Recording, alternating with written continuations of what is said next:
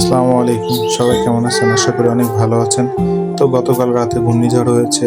তার কারণে আজকে ছাদে যাবো। ছাদে যেয়ে দেখবো আমার গাছগুলোর কি অবস্থা। আমার পাখি আছে, পাখিগুলোর কি অবস্থা, সবকিছু ঠিকঠাক আছে কিনা। তো আলহামদুলিল্লাহ আমার গাছটা দেখতেছি অনেক সুন্দর আছে। এখনো পর্যন্ত কোনো ক্ষয়ক্ষতি হয়নি। চারিদিকে অনেক ভালো আছে। পরবর্তীতে দেখি ছাদে অনেক পানি জমে গেছে। আসলে যে পানি সরার জায়গাটা হয়ে যায়, ময়লা যেয়ে অনেক আটকে গেছে। পরবর্তীতে ওখানে আরকি পা দিয়ে ময়লাগুলো সরিয়ে দিলাম।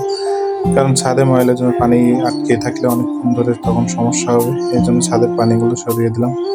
এদিকে এপাশে এসে দেখি চারিদিকে অবস্থা খুবই খারাপ। প্রচুর পরিমাণ পানি এবং অবস্থা খুবই খারাপ। মনে হচ্ছে যেন বন্যা হয়ে গেছে।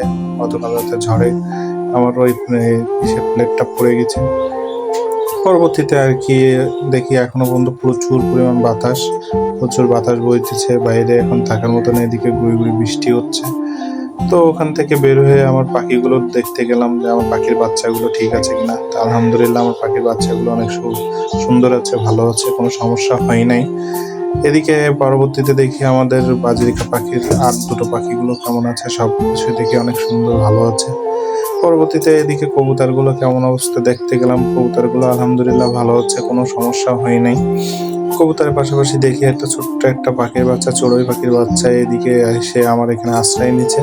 যাক ভালো, আলহামদুলিল্লাহ আমার ঘরটা থেকেও তো অনেকটা ভালো যে একটা চড়ুই পাখির বাচ্চা ওখানে আশ্রয় নিছে। পরবর্তীতে পরের পাশে একটা ঘরে যেয়ে দেখলাম যে আমার মুরগির বাচ্চা আছে ২ টা, এখানে কয়েকটা কবুতরও আছে। এদের কি অবস্থা? আলহামদুলিল্লাহ অনেক ভালো আছে। তো এই ঘূর্ণিঝড়ে যারা আছেন সাবধানে থাকবেন অবশ্যই।